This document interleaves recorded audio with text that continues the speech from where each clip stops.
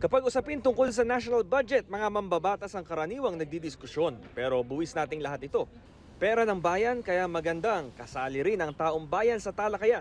Nagkaroon ng House Resolution 94 para i-accredit at imbitahan ng ilang civil society group sa budget deliberation. Sa kalye, inalam natin ang pulso ng ilan nating kababayan kung ano sa tingin nila ang dapat paglaanan ng malaki sa 2026 national budget. Sabi ko nga po sir, as a senior citizen, siyempre number one sa akin, siyempre yung health zero balance, maganda rin yun. Sa amin, sa transport, sa amin dapat, hindi na kami dapat i-peace out. Malaki matulong kung paglalan po ng budget. Mas mahirap lalo. Ako nga, may trabaho ako, kulang pa sa budget. Maganda po yung edukasyon ang priority po.